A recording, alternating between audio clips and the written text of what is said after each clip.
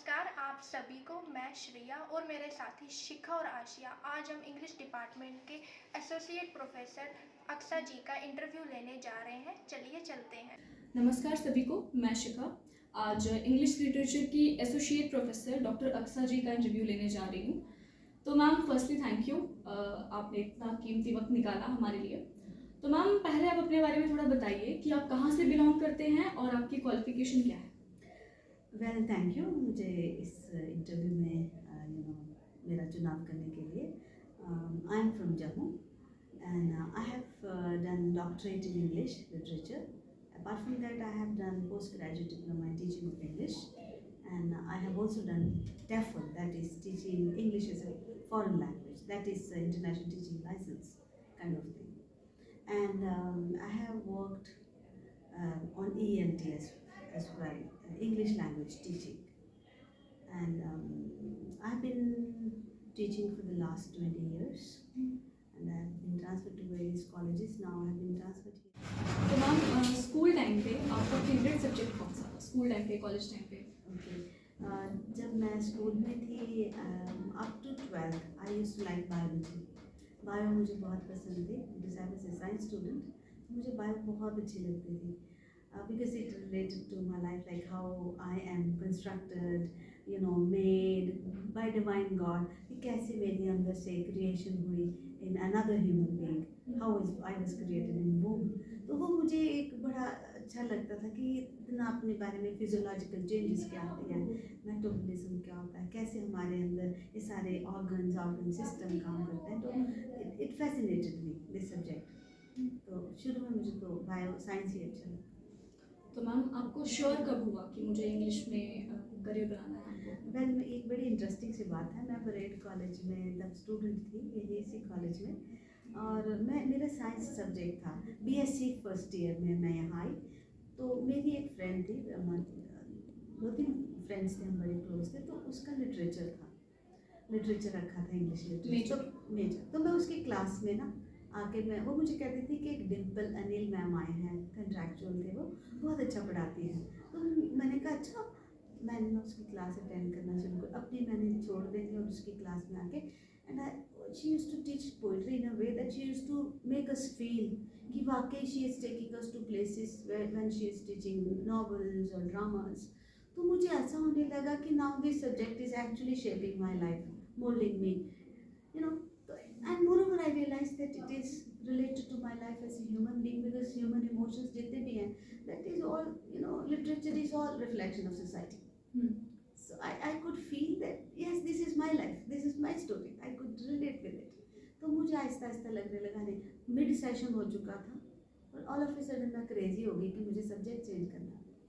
मेरा साइंस था, BSc first year I was studying, and then all of a sudden I told principal ma'am I have to change subject. She said you gonna crazy, क्या हो गया, mid session में subject change कर रहे हो. मैंने कहा नहीं, मुझे लिटरेचर अच्छा लगने लगा, मैं साइंस को छोड़ रही हूँ, मुझे इंग्लिश लिटरेचर पढ़ना है, ये मुझे इसमें मैंने इसी को पढ़ना है. एंड समहाउ उनको उस वक्त तो इतना वो नहीं होता था, झंझट वगैरह सब्जेक्ट चेंज करने रखा, चाहे मिड सेशन और रजिस्ट्रेशन वगैरह. समहाउ प्रिंसिपल ने भी हेल्प की कि चलो जिस बच्चे को जिसमें पैशन है तो चलो करने दो.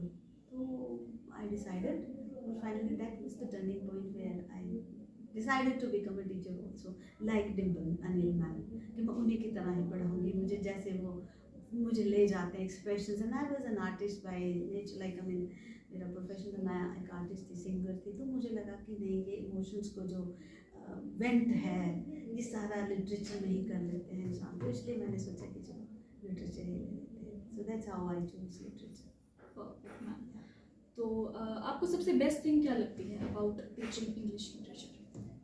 यस, इस लिटरेचर के जितने भी जॉनर्स हैं, beat poetry, beat drama, beat novel, beat short story, I think is good, it fascinates. But मुझे सबसे ज़्यादा पोइट्री बहुत अच्छी लगी. और ऑब्वियसली नॉवेल्स भी अच्छी होती हैं, लेकिन फिर बीच में मैंने शेक्सपियर को ज़्यादा पढ़ना शुरू किया, तो मुझे प्लेस भी अच्छे लगने लगे, क्योंकि उसके जो ट्रैजिक और कॉमिक प्लेस हैं, मुझे उन चीज़ों ने भी पढ़ा, क्योंकि उसमें जो इमोशंस को हाइटन्ड किया जाता है चाहे वो कैथारसिस हो, चाहे ट्रैजिक प्लेस हो या कॉमिक प्लेस हो, उसमें इमोशंस को हाइटन किया जाता है और आपके इमोशंस को एलिवेट किया जाता है। वो चीज़ मुझे प्लेस में भी अच्छी लगी। ओके, तो मैम अब थोड़ी कोविड की बात करते हैं। Yes. कोविड में हम सब ने बहुत सारे चैलेंजेस फेस किए हैं। Yes. तो आप अपना थोड़ा एक्सपीरियंस बताइए, जैसे सब कुछ ऑनलाइन ऑफलाइन से ऑनलाइन शिफ्ट हो गया था, तो आप अपना बताइए थोड़ा एक्सपीरियंस आपको।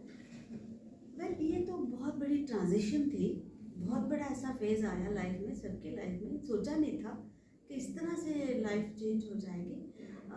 देखो, ऑफलाइन में काफ़ी चीज़ें, हम जैसे कन्वेंशनल टीचर थे, तो मीडिया को उतना यूज़ करना या डिजिटलाइज्ड हो जाना और ऑनलाइन लेना, उसको तो आदत ही नहीं थी। और फिर हमें लगता था कि नहीं, हम अच्छा पढ़ा ही नहीं पा रहे और पता नहीं दूसरे को समझ में आ रही है कि नहीं आ रही। तो वो एक बड़ा मतलब एक एप्रीहेंशन पीरियड था, डाउटफुल था कि पता नहीं हम पढ़ा पाएंगे हमारी। अच्छा, दूसरा ये जो ऑफलाइन से ऑनलाइन आना, क्योंकि हम कंडीशनड हो चुके थे ऑफलाइन में, क्योंकि हमें क्लास में जाना है, पढ़ाना है, चॉक बोर्ड या ब्लैक बोर्ड या स्मार्ट जो भी यूज़ करना है, जिस तरह से भी अपना एक्सप्रेशन है पढ़ाई, जो भी पढ़ाने का वो हम अच्छी तरह से बता सकते थे, because face to face teaching का अपना ही, because you can read expressions of students as well, कि बच्चों के दिमाग में क्या है, आप कौन सी बात कहने लगे, उनका एक्सप्रेशन क्या चेंज हुआ, इधर they are giving frightened expression like I mean they are not understanding it, और जॉयफुल एक्सप्रेशन तो oh they are taking it.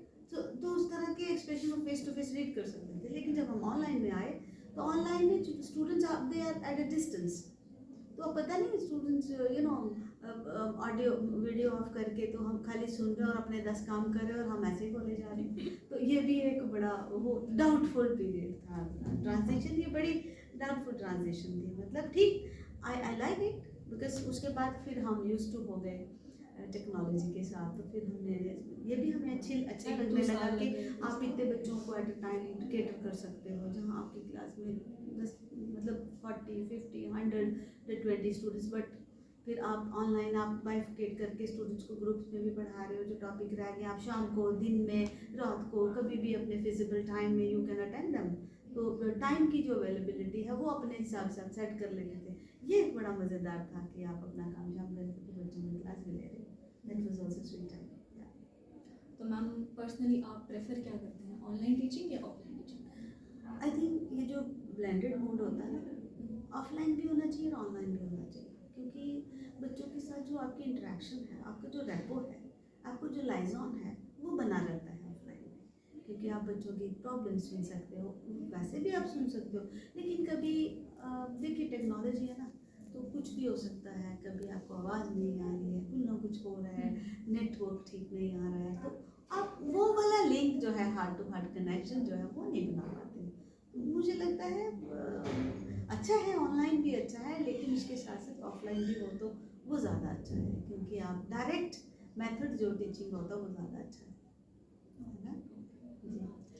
तो अब एट लास्ट मैं क्लोज कर रही हूँ questions. What is the meaning of success to you as an English teacher?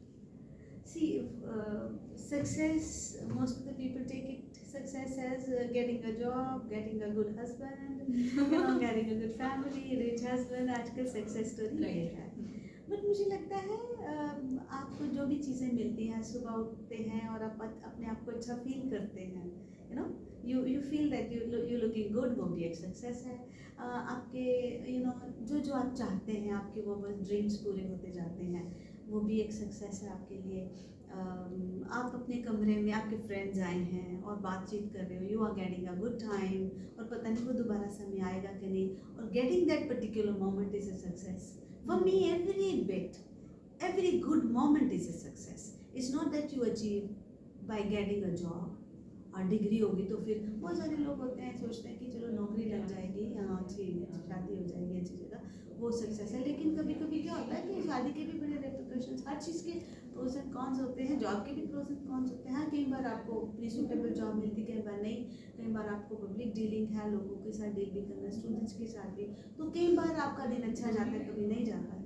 तो जिस दिन अच्छा गया वो सक्सेस है, जिस दिन नहीं गया तो कोई बात नहीं, आप फेलियर को भी सक्सेस में तब्दील कर ही लेते हो। लेकिन मेरी नज़र में सक्सेस जो है वो एक मुतमईन होना, कंटेंटमेंट है, सेटिस्फैक्शन है कि जो मिला ईश्वर ने बहुत अच्छा दिया, जो भी दिया बहुत अच्छा दिया। आप समाज में आए हैं, you are agent of change. तो आप किसी को आपके बिहेवियर से, आपकी पर्सनालिटी से किसी को, I feel teaching is a touching lives, teach is to touch.